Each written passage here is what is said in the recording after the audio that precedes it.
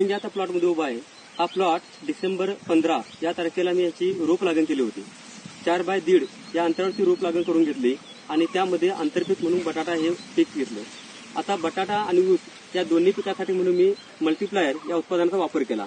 मल्टीप्लायरचा वापर करत असताना मी 5 पाण्याद्वारे याचा वापर केला. शिवाय त्याची फवारणीही घेतली आणि आळवणीही घेतली. त्याचबरोबर मी खतामध्ये मल्टीप्लायर मिक्स करून ते पण फेकून देण्याचं काम केलं होतं. या सर्वाचा परिणाम म्हणजे मला बटाट्याचं अतिशय चांगलं उत्पन्न मिळालं. या उत्पन्नातून ज्या लागणीचा संपूर्ण खर्च होता तो संपूर्ण खर्च मी भागवू शकलो. शिवाय आता जर ऊसाची वाढ पाहता मी जरी असा हाताने त्याची उंची बघितली तर माझ्या हाताच्या उंचीपेक्षा या पानांची उंची अधिक आहे. याचबरोबर पानांची जर काळोखी बघितलं तर अतिशय समाधानकारक काळोखी आहे.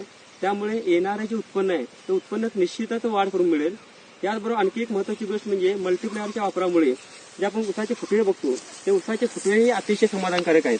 साधारणतः तुम्ही प्लॉटमध्ये बघू शकताय 1 2 3 4 5 6 7 8 9 10 11 12 13 कुठलाही जरी तुम्ही फुटवा बघितला तरी साधारणतः 13 ते 15 या दरम्यान फुटवा आपल्याला मिळेल. आणि आताची परिस्थिती जर प्लॉटची पाहिली तर संपूर्ण जे फुटवे आहे त्या संपूर्ण फुटव्याचं ऊसामध्ये निश्चितपणे रूपांतर होईल आणि याचाच परिणाम म्हणून येणारं उत्पन्न हे अतिशय समाधानकारक मिळेल. एवढं उत्पन्न यामधून कधीही मिळालं नव्हतं. असं समाधानकारक उत्पन्न